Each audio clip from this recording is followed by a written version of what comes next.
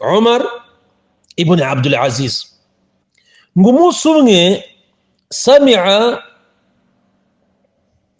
marra imra'atahu taqul, yigeze kumva umugore we ari kuvuga ngo, ni ukuvuga ngo Umar ibn Abdul Aziz nawe yarabaye muri ubwo buzima abwira abantu biwe ati ibintu mujye mugirira mwitwararike, ibintu ni ikizira, ibizuriye ni ibi, bino ni haramu, halali ni gutyo. Noneho umugore we aza kuzajya ahantu nyine mu cyumba avuga ijambo ribi cyane, ariko arivuga ashobora kuba yaraketse yuko Umar ibn Abdul Aziz atamwumvise. Aravuga ngo arahana Allahu minka, faqala Umar ibn Abdul Aziz amin. Uyu mugore yaravuze ngo, asaba idua ngo Mana uzadukize uyu mugabo, Mana uzadukize uyu mugabo. Umar ibn Abdul Aziz abyumvishe aravuga ngo amin, ati Mana ubu busabe uzabwemere nanjye unkize aba bantu.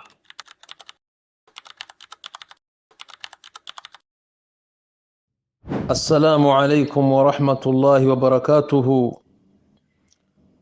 الحمد لله رب العالمين، والعاقبة للمتقين، ولا عدوان إلا على الظالمين، والصلاة والسلام على أشرف الأنبياء وإمام المرسلين سيدنا محمد صلى الله عليه وسلم وعلى آله وأصحابه وسلم تسليما كثيرا مزيدا إلى يوم الدين وبعد.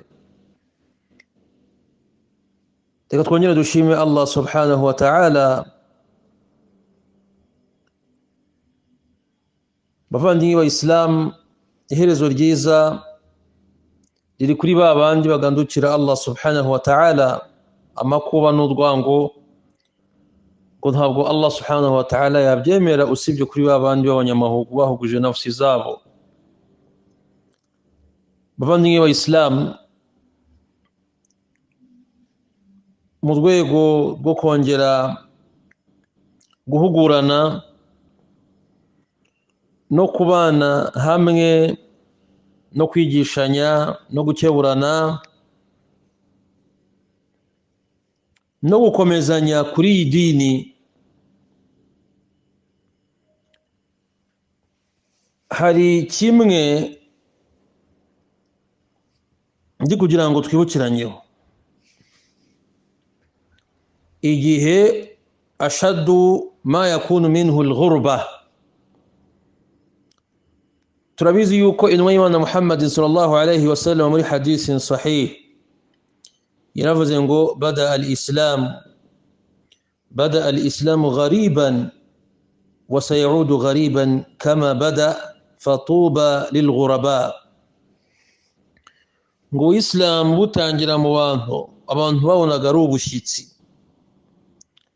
abantu bari gukora ubuyisilamu abantu bakabibazaho, abantu bakavuga ati ariko bayana bahehe, bakabatunga intoki, bakibaza yuko bari gukora ibintu abandi bantu badakora, bakabona yuko ibyo bari gukora ari ibintu bishya. Ibyo ngibyo birazwi ku bayisilamu b'Imaka igihe binjiraga ubuyisilamu, abana mu miryango bakurikiranwa Imana Muhammad sallallahu alayhi wa sallam, abantu bakabona yuko bagaterana ati biriya bintu ni ibiki ko bitari bimenyerewe, iriya myitwarire gutyo. Ati rero nibujya no mu bihe bya nyuma buri kujya kurangira, abantu bazongera abazagira ubuyisilamu bazajya bisanga tena ari bashya, abantu bibazeho, abantu bakomozeho, abantu bavugeho atari ko bariya kuki bitwara kuriya, kuki batitwara nk'abandi, kuki ubona ibintu byabo ari ukuntu ari bishya, kuki. Iri hadisi y'Imana Muhammad sallallahu alaihi wasallam. Ihali rero abakurikirana iby'ubuyisilamu, abakurikirana iby'idini yabo, abari uruhande rw'idini yabo, nta kabuza ihali ubu buzima barimo barabubona kandi buragaragara.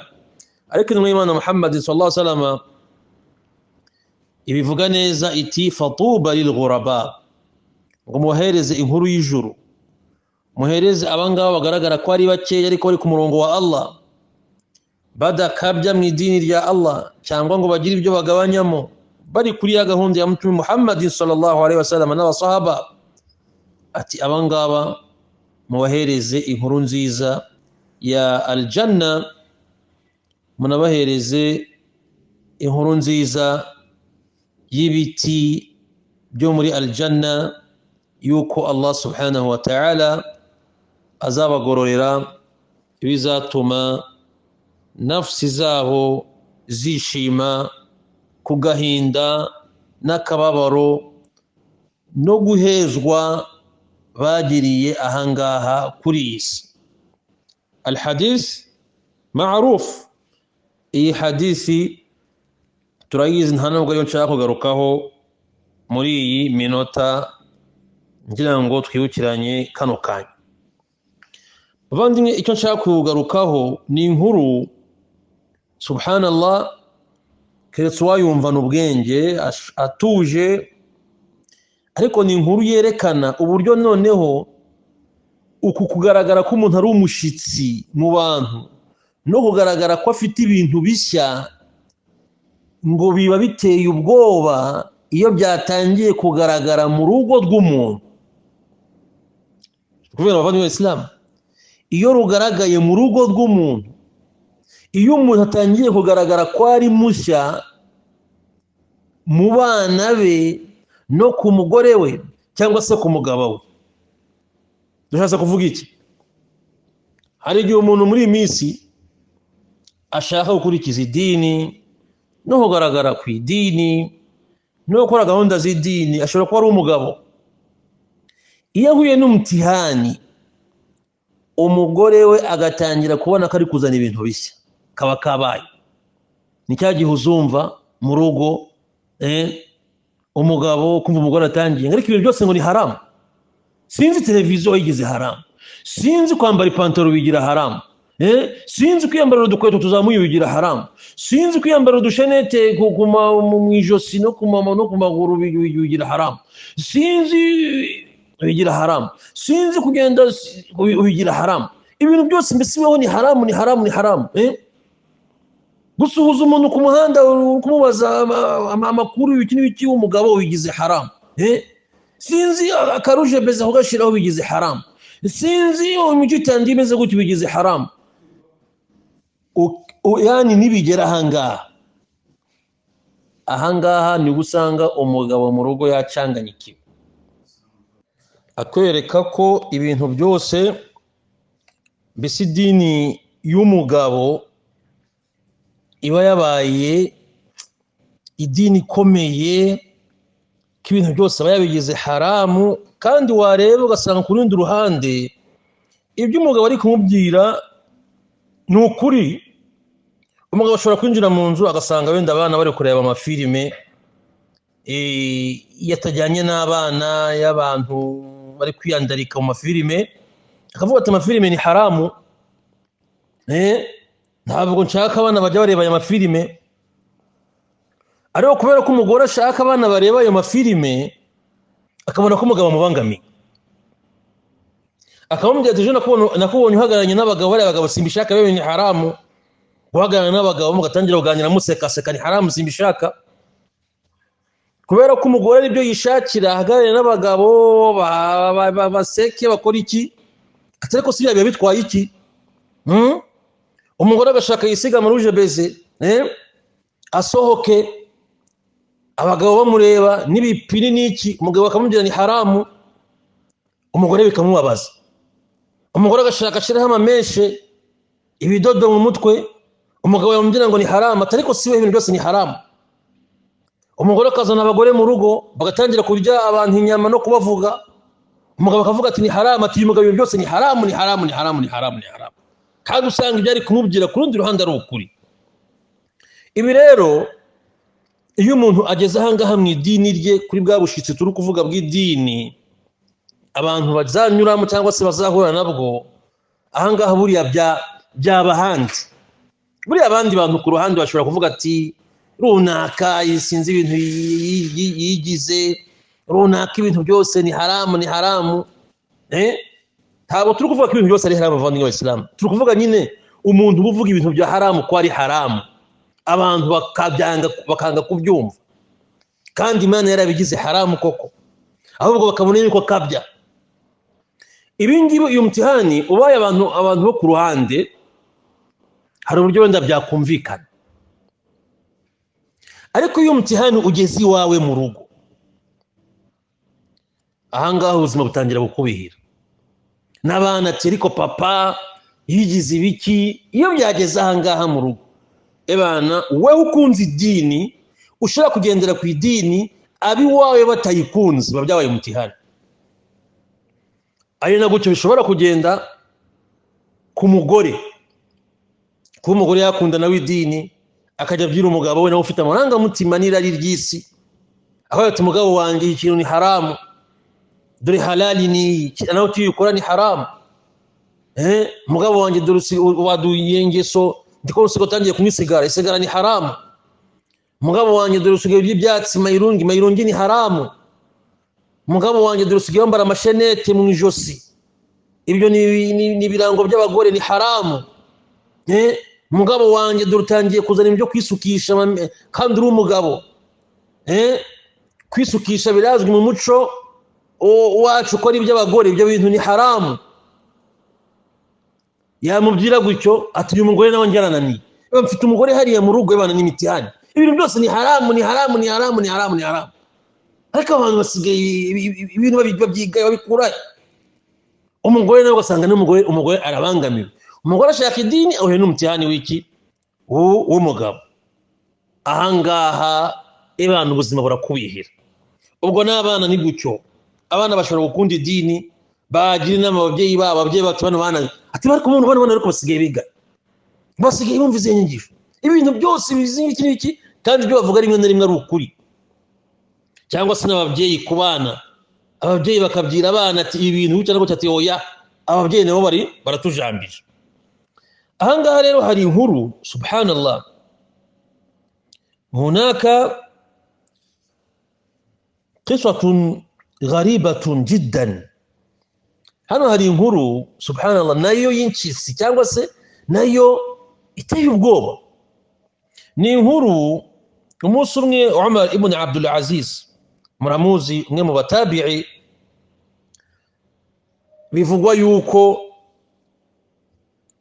nawe yahawe laqabu cyangwa se izina ryuko nyuma yabariye abakhalifa bane mu kwitwara neza no kuyobora abayisilamu neza mu gihe cye ari muyobozi w'abayisilamu bamugereranyije imyitwarire ye mu buyobozi bwe bayigereranyije n'imyitwarire y'abakhalifa bane Abubakar na Umar na Uthman na Ali Umar ibn Abdul Aziz ngo umunsi umwe sami'a marra imra'atahu taqul yigeze kumva umugore we ari kuvuga ngo Umar ibn Abdul Aziz nawe yarabaye muri ubwo buzima abyira abantu biwe ati ibintu mugire mwitwararike ibintu ni ikizira ibizuriye ni ibi bino ni haramu halali ni gutyo noneho umugore we aza kuzajya ahantu nyine mu cyumba avuga ijambo ribi cyane ariko arivuga ashobora kuba yaraketse yuko Umar ibn Abdul Aziz atamwumvise aravuga ngo arahana Allahu minka faqala Umar ibn Abdul Aziz amin uyu mugore yaravuze ngo asaba idua ngo mana uzadukize uyu mugabo mana uzadukize uyu mugabo Umar ibn Abdul Aziz abyumvishe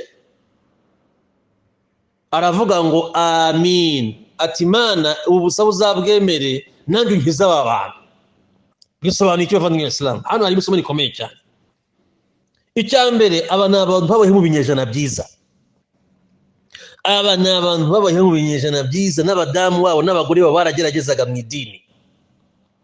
Ariko umva kuntu uyu mugore uyu mukhalifa mwiza mu mateka byavuzwe yuko yabaye umuyisilamu mwiza, yani imani ku rwego rwo hejuru, Umar ibn Abdul Aziz byamuvuzweho. Ariko umugore ari gusaba Imana ngo Mana uzadukize uyu mugabo, uzaduhira umutware cyangwa dutandukanye nawe, Imana twibere mura. Kubera ko byagaragaye yuko uyu mugore yitwaga Fatimatu binti Abdul Malik, nawe yari yavuye muri famiye y'iki ya cyami ya gikire. Ahura n'ubuzima bw'uyu Umar ibn Abdul Aziz bumushira ku murongo, umubwira ati iki kirazira, iki kirazira, iki kirazira, ikiziruwe ni iki, ikiziruwe ni iki. Allahu akbar. Urabizi abantu b'abagore rimwe na rimwe bishakira amaraha, kwigira ku mazi, kujya mu kigare cy'abandi bagore ngo bagiye ngo muri za kakawete zidasobanutse, babagore bambara udukweto tuzamuye, babagore amasaha 28 kuri 20 kuri televiziyo no kuri telefone, amasaha ngahe mu birahuri yireba, amasaha ngahe, yani ubuzima buri aho ngaho bwa dia, ubuzima bwa dia, yani busa nk'umurengwe no kurengwa no kuzamuka hejuru y'umugabo no kutagira icyo umuntu akora mu rugo. Hari abagore babateye gutyo. Uyu nawe niko yarameze, kuko zimwe muri riwaya zibigaragaza. Aza kuzabona yarahuye n'umugabo uri kumubangamira. Impamvu abandi mu Islam dusaba Mwenyezi Mungu, niyo ubona umujyi wawe ari uwa imani, iririra Allah azagoye n'umugore wa imani. Kubera ko kubana bino bintu biri mambata, umwe ashaka kuba ku rugo mu buryo bwa imani, undi ashaka kuba ku rugo mu buryo bwa kidunia. Allahu akbar, bari umutiyano ukomeye cyane. nibwo yasabaga iriya dua. قال الشيخ محمد ابن هادي، الشيخ واتشو محمد ابن هادي حفظه الله تعالى، يلفظ ngo هذا أشد ما يكون منه الغربة. ngo iyo ubuzima bw'urugo none hagati y'abashakanye bigeze ahangaha, ebana wa muntu idini yo kugaragara ko ari inkisi, noneho biba bimukomereye. Buriya abantu bakuvuga buriya bariya, uragenda muri ukiryamira, byose biba bikubyiye. Ariko iyo umugore wawe atangiye kubona yuko idini uriho ufite ibintu bidasobanutse, ibintu bya kera, ibintu bitari biterambere, ibintu byo kubangamira abantu, kandi ugerageza gushyira idini mu bikorwa, ebana ubwo kugira idini kugaragara ko ari inkitsi, ahangaha noneho biba bikaze cyane. Kubera ko ni cya gihe umugabo aba yangira abantu biwe n'abana be n'urubyaro rwe ibintu bibi, ariko noneho la yajidu minhum ala alhaqi mu'ina, ntabone uwamufasha mu kuvuganira kuno kuri, ahubwo akabona abantu noneho bamugaragariza ko ari gukomeza ibintu. Ntabwo ari ibyo bintu gute waho gutya. Uyu rero mukhalifa yari ku murongo mwiza, ari kuri sunna, mu buryo bwa sunna nyabwo. Birazwi, amateka yarazwi. Hari n'imvugo dukomora kwa Al-Fudayl ibn Iyad agaragaza Umar ibn Abdul Aziz yari umuntu ki, yaribaruriraga akigengesera, akamenya halali ni yihe akayikurikiza, haram ni yihe akayirinda, kandi agashaka no mu bantu biwe abari gutyo bigenda. Ariko no munsi umugore ashaka no uze umusanga ari gufungura telefone, ibintu bitajyanye, ibintu biraho ngaho byamanjwa, ibintu by'abantu badasobanutse, by'abantu bari by'imiziki, by'abahanzi, by'abantu bari kwambara ubusa. Umugore n'umubyeyi atariko izi channel cyangwa se bino bintu aya ma YouTube cyangwa se aya ma Facebook agomba kuyindi biki n'ibiki. Ariko namwe da aho si namwe akantu koza usi kureba uyu muhanzi wo mu Tanzania wahehe, umunyakenya wahehe, bitwaye ikisi. ejo bakuva umudamu ari gusubiramo twa turirimbo wamubye atariko hoya ibingibi ntabwo byari bikwiye ariko si ibingibi kweri atariko si no kuririmbira gusa nabyo haramu koko aya mujya mureka gukabya ahangaha biba byatangiye kuba ibindi bibazo ubuzima bw'urugo burakubihira. Umar ibn Abdul Aziz rero ntabwo yari kwihanganira iriya jambo kubera ko yarazi cyamuzanye kuri iyi si ko nawe faqad kana mujahidan rahimahullahu ta'ala li ahli al-ahwa' wal bid'ah, n'umuntu wari wariyemeje kurwanya abantu b'amaranga mutima n'irari rishira ku binyoma n'abanyabihimbano. Ntabwo rero yari kwemera ko byinjira iwe areba. Niyo mpamvu nayo yavuze ngo amin, bisobanuye ngo uko muri kwifuza ngo nzatandukane namwe cyangwa se ngo Allah bankize nzipfire, niko nanjye mbangamiwe n'ibyo bintu mushaka kunjyanamo. Murabyuka muri Kristo muri surati Yusuf, aho Yusuf yavuze ati kujya muri gereza nibyo nakunda kurusha ibyo muri kumpamagarira kuba nabwo mu busambanyi. Ndaceka muri kubyibuka aya ubwo yavugaga Yusuf ko asijinu ahabbu ilayhi, ko gereza ariyo akunze kurusha ko yaba mu rugo rw'ubwami, amafuteyi, ubuzima bwiza ariko biganisha muri zina. Ibi ngibi aba umuntu nka Umar ibn Abdul Aziz yari abizi cyane. Bavandimwe Islam, muri iki kintu cyumvikane neza, abantu dufashanye. Niba uri kubona umugabo gahunda yo kuganisha ibintu byo mu idini, mufashe muri iyo nzira. Niba ubona inzira ari kujya muri haramu, mugarure. Nubona umugore nawe ari gutyo bimeze, mugarure, mushyire ku nzira nziza. Abantu bafashanye. Ubwo rero tugeze mu bihe yaba ari abagore n'abana, hari igihe usanga mu rugo bashaka kwiberaho nabo ubuzima nyine bw'ubwami, bw'isi, televiziyo za puse 70 kwa kundi gato ntabwo badushaka, biyambarira amapantaro abagana b'abakobwa, bazirike twadutambaro mu mutwe twatundi twa ngo za sheria Allah tubabarire. Abinyamirambo ngo bazita ngo Mungu atanifanya nini, subiri utayaona yenye atakufanya. Subiri sio kwa nenda kwake. Twadutambaro two mu mutwe bagafunga hano inyuma, amatwi yari hanze, amaherena yari hanze, nikashaka ngo biyambare. Umugabo we ashaka ubuzima bwa akhira, hijabu, kucisha mateya, kurya bikeya, akhira ugasanga byabaye katanashoka, nta rugo ruri kurema. Rimwe na rimwe ajya no mu gitanda ntashake no guhindukira, rimwe na rimwe ukabona yagusuzuguye, akazi kaba ngaba gusa ngo ni ukuvuga ngo sinzi bya suna no kurongora. Wamubwira ati nyabureka hindukira, ukabona umuntu yabyimbye. Hari abantu bashaka kwibera muri ubwo buzima, ashaka kwibera muri ubwo buzima. Nakubwiye ngo ibi ngibi bibaye ku bantu bo ku ruhande, hari igihe nyine nabo ku ruhande, ariko iyo byaje iwawe mu rugo biba byabaye ikibazo cyane.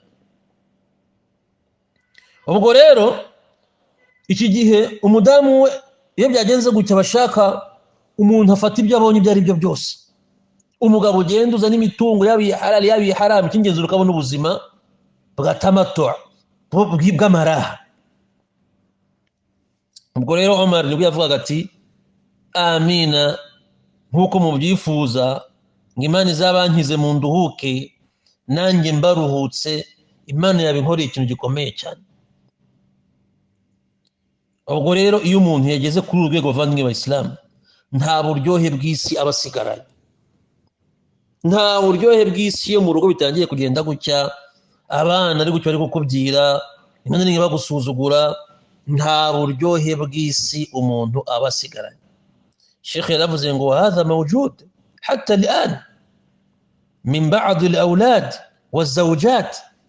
Ingi birahari, hari abana bateye gutya, hari abagore bateye gutya, usanga babyira umugabo cyangwa se anta mutashaddid ukomeza idini anta mutaassib weho idini hari uburyo kabisa wifata ukazana ibintu bya kera weho ufite idini imeze nka byabinyejana bya kera mushaka kwigira abasahaba kandi abasahaba barapfuye abasahaba bajyanye n'Imana Muhammad sallallahu alaihi wasallam mwakoroheje ibintu kidini yoroshye antum dayaqtum alaina muradukabiriza ibintu tamnaunana ani televizion muratubuza kwirebera ama televiziyo no kwikurikira amaseri no kwirebera ama programme Allahu akbar muratubuza kuryosha muratubuza gutaka amazu dushireho amarido y'amakaro ibiki bitwaye iki ibyo byose yaba amarido yaba amakaro ntacyo bitwaye kuba ubirimo gusa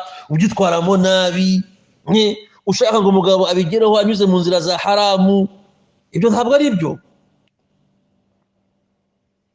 ati ubuzima ukumva ati uru rugo ni haramu ni ibintu byose ni haramu uyu mugabo ni haramu niyo yize yonyine gusa yagiye avuga n'ibindi bintu ati rero ibi mu ngo vano Islamu birahari niba idha kana aqrabu an-nas ilayk yanzuruna ila ad-dunya anta takunu fi ashad al-ghurba niyo abantu biwawe bari kwirebera ibintu gusa bya kidunia ushaka kubajyana muri akhira kwa ukweli ya dini mtume yavuze ngo yatangiye ari incisi izarangira ari incisi ngiki gihe kabisa ubushyitsi buragukomerana bavandimwe Islam rero Sheikh yarangije agira abantu inama ko umuntu agomba gukomera abantu n'umunsi bararangiye umuntu ujya mu rugo abantu bagomba kuvuga iriya jambo rya abakavuga amina niba umugore ubona atagushaka abana batagushaka kubera idini yawe bashaka ngo nayo ngo borohereze ngo ujye usanga abana bawe mu nzu bari kunyuguza bari guceza abana b'abakobwa bazima bambaye ibiki n'ibiki bashaka nawe ujye nawe uceze dede mama nibyo bihari muri iyi minsi meme no mu bavuga butumwa no mu bavuga butumwa ntimujya muyibona abantu bashaka ko ibintu bya majabu biri gutesha agaciro ubuyisilamu ngabana bose dukamamashe uvuze kiyama kikamuhaguruka ari kuvuga ibiki yigize ibiki nakubwiye ngo ibingi bivuguzwe n'abandi bantu hari ukuntu byakumvikana ariko ngo ikibazo gihari ni iki iyo uri kuvugwa n'iki n'abantu bawe mu rugo n'ikibazo gikomeye cyane ntabwo rero abantu bagomba kumvira abantu ngo sange hariya ngo nawe ubyine ngo urabona ngo nukoroha ngo urabona ngo muri iyi minsi ebana iyo bigukundiye ko niba bavuga ijambo ry'umugabo urarivuga kubera ko Allah yaravuze ati wa in tutu akthara man fil ard yudilluka an sabilillah iyatabi'una illa dhanna wa inhum illa yakhrusun ngo umusi wumviye abantu bo kuri isi ukumvira abantu benshi umugore yagiye muri ibingi bamwumviye abana babumviye abandi bibire muri babumviye ntubagarure ku murongo muzayoba niyo mva umugabo mu rugo rwe agomba guhagarara mu buzima bwa kigabo arrajulu ra'i fi ahlihi wa mas'ulun 'an ra'iyatihi umugabo azabazwa urugo azarubazwa imbere Allah subhanahu wa ta'ala ni amana niwe Allah yahize inshingano zo kuvuga ati mubikore gucya bimwe kubikora no munsi abagore iyo bafite umugabo cishwaha abana banamusifa nabandi bagore bavuga ati runaka uriya mugore afite umugabo mwiza kubera ko uriya mugabo ntamwinjirira ntamubaza ibya telefone ye ntamubaza amafaranga yakura ntabaza abana b'abakobwa amafaranga bayakura mbese anu umugabo mwiza ngo ni intama baravuga ngo ni intama y'Imana niko bavuga ngo ni intama y'Imana kabisa ngo uriya ngo ni intama kabisa ngo ni inka kabisa ngo iyo abana bawe niyo barara hehe iyo baje mu gitondo ni sabal khair akabasuhuza bakinjira mu rugo ntababaza ngo ibiki n'ibiki ariko runakuri umukobwa si yagenda ngakarenza ngo saa mbiri ngo yarari inyuma y'urugi ngo bariya ngo niba abandi ngo sinzi ko ngo babitara abantu suna barazikerensa bakazitirira amazina bakazinyega ngo n'abandi ngo bameze nk'abaswabara ngo haje ngo niba abandi ngo menya ngo n'abasalafi ngo babandi ngo ni hatari sana ibi ngibi ntaho bihuriye no gukomeza idini umuntu uri ku murongo nawe ugumeho. Allah arakubwira ati wa in tuti akthara man fil ardi yudilluka an sabilillah, niwumvira abantu uri kugenda uri kumvira mvira urayi wese ibyakubwiye umwumvira uzashiduka bari abantu bakuyobeje. Iyatabi'una illa dhann, kuko abantu benshi bakurikira ibintu byo gukeka wa inhum illa yakhrusun, kandi bakanyuranya n'ukuri. Izindi aya Allah avuga ati wa qalilun min ibadiy ash-shakur, abantu bakini bari kuri inzira bayigomyeho bakayinshimiraho bakagumana na Allah subhanahu wa ta'ala. Ubwo rero ntuzahungabanwe. Ikiraro cyumvikana vangi wa Islam, umuntu uri ku murongo wa Allah subhanahu wa ta'ala ntazahungabanwe niba uzi ko ibyo bikora bil ikhlas wal mutaba'a. Kuba Imana bino bintu bikora bil ikhlas, mbikora n'ubumenyi, nkareba nkasanga ni gutya bimeze, nkabikurikizamo mutume, ntuzite ku by'abantu bari kuvuga hano hanze. Sheikh, umuntu uzita ku idini ye ku by'abantu bari kuvuga azayoba. Murabizi mu bigeragezo abantu bafite hano kuri isi, mu bigeragezo bikomeye harimo shayitani, harimo n'inshuti zikikije umuntu. Buriya umuntu agomba kugenzura abantu bamukikije, umuntu agomba kugenzura abantu bamukikije. Aya ni nyinshi zigaragaza yuko abantu b'inshuti ejo ku munsi w'imperuka bazaba banzi kubera kuyoborana mu bibi, bazaba banzi. Umuntu agomba kureka muri telefone ye akagira ibyo avanamo, akagira imbuga avaho zafitiye akamaro, akagira abantu hagarika ubwo bushuti bwabo. Ko abantu bari kuyobora abantu bandi muri misi byateye ngo mutiyoboke ngo mudukurikire, sinzi ngo follow, sinzi like, sinzi share, sinzi biki. Nibyo bigenje n'abantu bagezemo. Ariko uri gufollow ibiki, uri kuliking ibiki, uri gusubscribing ibiki, reba ibyo ukurikirana ibi, kuko ejo abantu bazalawumira abavandimwe b'Islam. Abavandimwe b'Islam rero n'ubu bose iyo tuvuga gutya ntabwo tuba tuyoboye yuko Allah subhanahu wa ta'ala yavuze ngo inama amwalukum wa auladukum fitna. Allah aravuga ati imitungo yanyu urubyaro rwanyu n'ibigeragezo. Abantu bagomba kwihangana, ariko bamoje no kwihangana ntuzemere kuba ngo yantama bari kubiyacishwa. Oya, uzihangane, ugire hikma, wigishe, ukebure mu bwitonzi, ntagire ibyo uhungabanya, ariko ntuzemere gushigikira ikibi wawe ngo rugutinya ngo icyo. Uzabikosore neza witonze mu bwitonzi, ntagire uzahungabanya, ariko ntuzemere ko ikibi gikorezwa iwawe nawe ukirebera wacecetse ntacyo witayeho. indi aya Allah subhanahu wa ta'ala yaravuze ati inna min azwajikum wa auladikum aduwwan lakum fahdharuhu.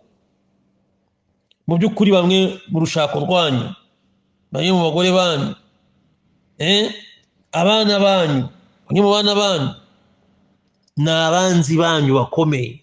Mujye mwirinda, mujye mwigengesera. Ko umwana w'abavandimwe b'Islam iyo umuntu yamaze gucika intege, yamaze kubura imbaraga ku mugore, yamaze kubura imbaraga no gufata umwanzuro ku mwana, kuba umwanzi Allah ari kuvuga biba byagezweho. Kuko umwana n'umugore bagiye guteranya na Allah, bakakubera abanzi kuba guteranya na Allah. Niyo mpamvu ugomba kugira umusimamo, ugomba kugira igihagararo nk'umuntu w'umugabo, ukigengesera, ukitwararika, ukareba ibikwiye. Allah ati fahdharuhu.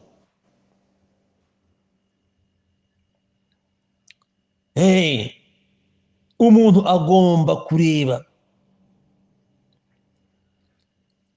Allah akamubwira ati wa in ta'fu wa tasfahu wa taghfiru fa inna Allah ghafurur rahim.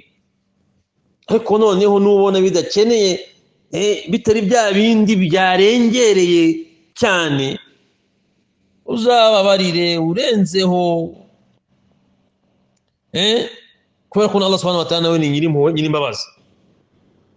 Uzagerageza, ariko nubona bitari bya bindi, ari bya bindi byoroheje, ujye ubikosora muri hikima y'ikindi. Ariko ubonye bitangiye gufata indi ntera, ntabwo aho ngaho harimo ibyo kubabarira, ko kubabona umugore atangiye kunywa inzoga, umugore atangiye kugenda bakamucyura mu gitondo, ahangaha agomba gufata ibyemezo bya kigabo rimwe na rimwe birimo no kuba warekana n'umuntu nk'uwo mu gihe adashaka gukora iki kwitandukanya n'izo nzira.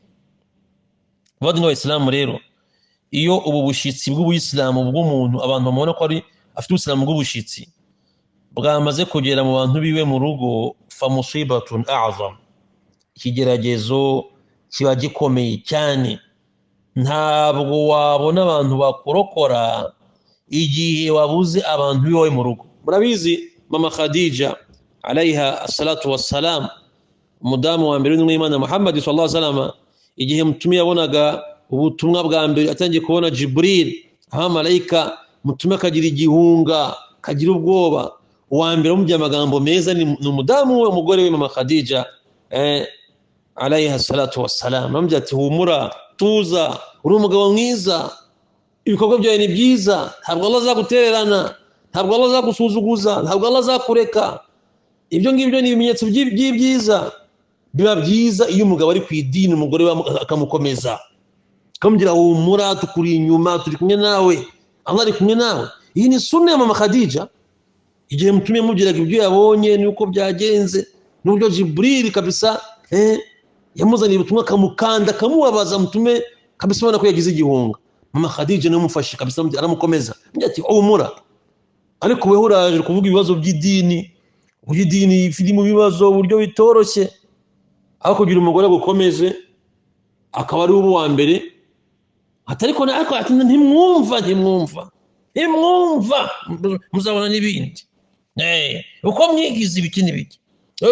Turi mu minsi abavandimwe b'Abayisilamu, abavuga butumwa, umuvuga butumwa, umunyura mu bintu by'Ubuyisilamu, hari n'ute gukanga, hamwe ariko uzi ko wararamo weho ibintu mwigize ngo byo kuzana, uzi ko wararamo.